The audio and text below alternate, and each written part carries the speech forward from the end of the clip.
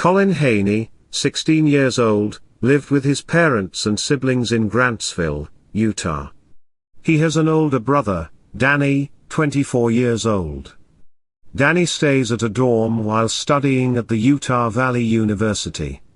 Colin also has a younger sister, 15-year-old Alexis, and a younger brother and sister, 14-year-old Matthew, and 12-year-old Milan. Colin Haynie Jr.'s parents are 50-year-old Colin Haynie Sr. and 52-year-old Alejandra Haney. Alejandra Haney was born on May 8 in 1967. Alejandra grew up in Chihuahua, Mexico. She enjoyed preparing delicious meals and desserts for her family. She also enjoyed working in her garden and caring for her fruit trees. She was well known as a helpful and generous person in the community. Alexis was born on September 9 in 2004. She was a freshman at Grantsville High School. She played as the goalie on the high school girls' junior varsity soccer team. Alexis was a talented artist, and enjoyed playing the piano. She adored the Lord of the Rings and playing with her brothers and sisters, as well as her many friends. Matthew Haney was born on October 18 in 2005. He was an 8th grader at Excelsior Junior High. He was very popular among his fellow students and teachers. He enjoyed playing soccer and was on the wrestling team. He loved playing chess. He was a huge fan of Star Wars. Milan Haney was born on April 5 in 2007. She was a 7th grader at Excelsior Junior High. She planned to be an engineer when she grew up. She enjoyed playing soccer and volleyball. She loved creating art with her sister. She loved superheroes. She was always leaving anonymous loving and encouraging notes to her friends and relatives to lift them up. The family home sits at 93 Eastmore Drive in Grantsville, Utah. Grantsville has a population of around 10,000 citizens. It's about 35 minutes west of Salt Lake City International Airport. The Great Salt Lake borders the city on the north side, and the Stansbury Mountains border the city on the west side. The family were Mormons and attended the Church of Latter-day Saints regularly. At 1:00 p.m. Colin's mother, Alejandra Haney, arrived home after picking up his sister, Milan, from school. The two were shot multiple times in the head and chest area as they entered the residence. At 2 p.m. Alexis Haney arrived home from school, and was shot in the head and chest multiple times, killing her. At 5:17 p.m. 14-year-old Matthew Hayne arrived home from school. He was shot in the head as he entered the home. At 6:15 p.m. his father, Colin Haynie Sr. arrived home. He was shot in the leg as he entered. Colin Sr. was able to lunge at his son, and a violent struggle ensued. Colin Jr. was able to hit his father in the head multiple times with a blunt object. Even with injuries, Colin Sr. was eventually able to wrestle his son and gain control of the weapon. After his father wrestled the gun from him, he told his father that his mother and siblings were all dead and his intention was to murder everyone in the home except himself. At 7 p.m. the next-door neighbor arrived to return a key, but walked into a nightmare. The neighbor called 911 while driving the two to Mountain West Medical Center.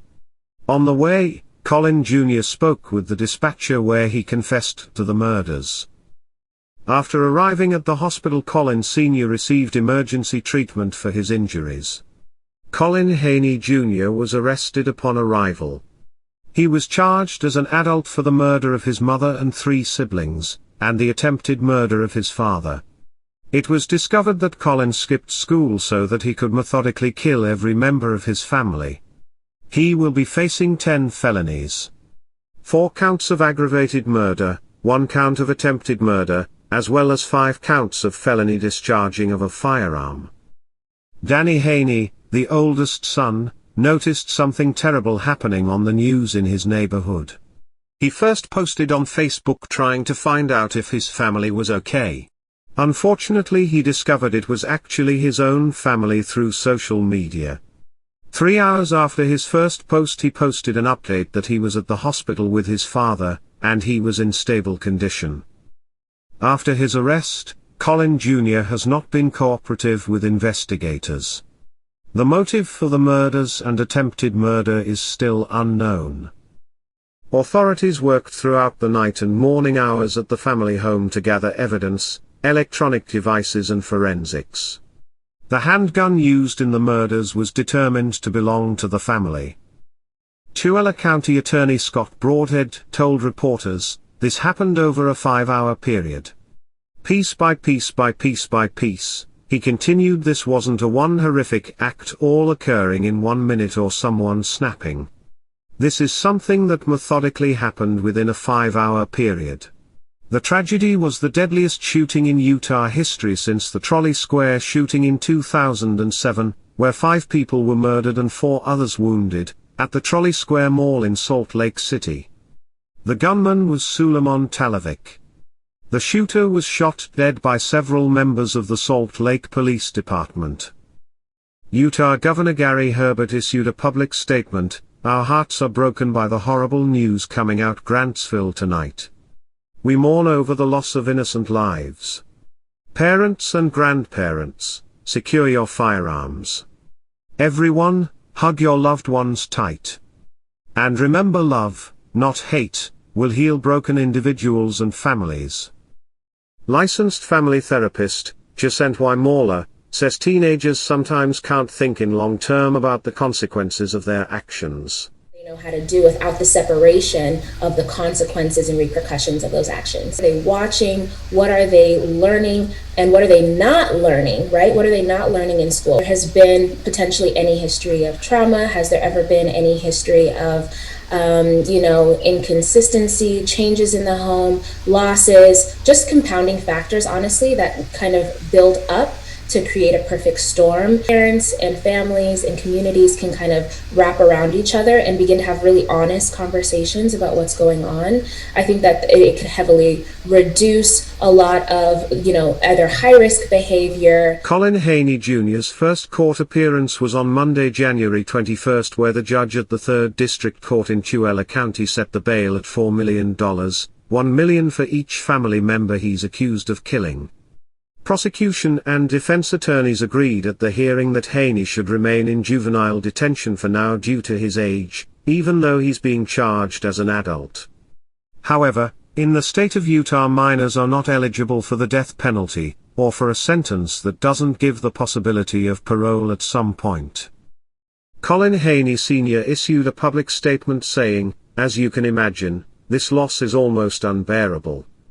At first this seemed to be a family tragedy, but as time has gone on it's become very clear that it's affected far more than my family or even the local community." He went on to express his and his family's profound appreciation for the support by the family and community, law enforcement and health care professionals. He said he can hardly comprehend what has happened, and asks for his privacy and time as his family grieves and heals. Colin Jr.'s attorney says they are still working with the state in an attempt to come to some sort of plea deal. Tooele Chief Deputy County Attorney Gary Searle said the case is at a point where it could go in any direction. It could go to a plea agreement, it could go toward a preliminary hearing and move on to a trial. At this point there's been no substantive hearing, so there's no path we're that definitely on. But as you heard in the hearing, we're working toward and hopefully going to reach a settlement agreement, a plea agreement. A candlelight vigil was held for the Haney family on January 20, 2020. Tooele County School District wrote on Facebook that it was deeply saddened and shocked to hear of the events that occurred last night in Grantsville.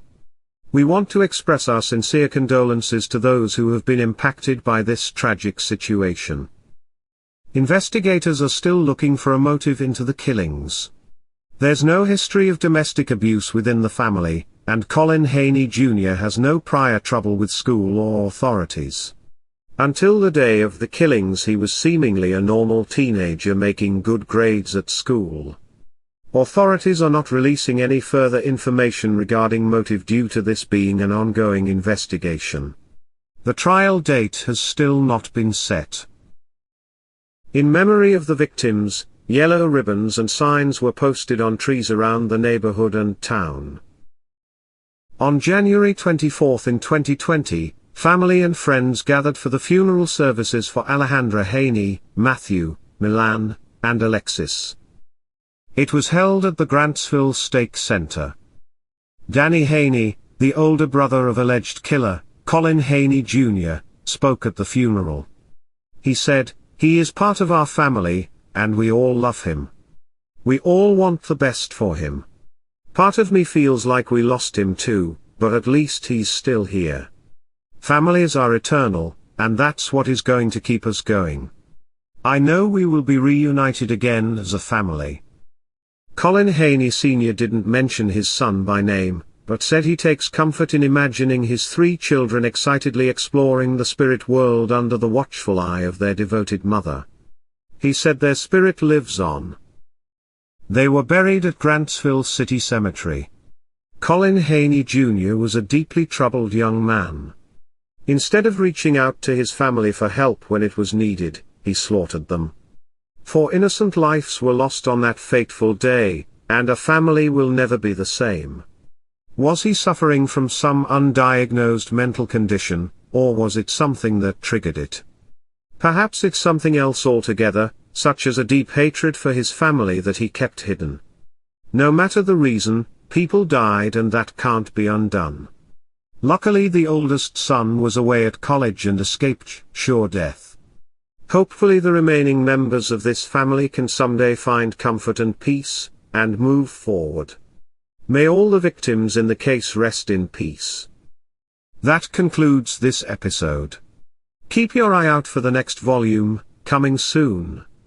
If you enjoyed this video, consider subscribing. Thanks for watching.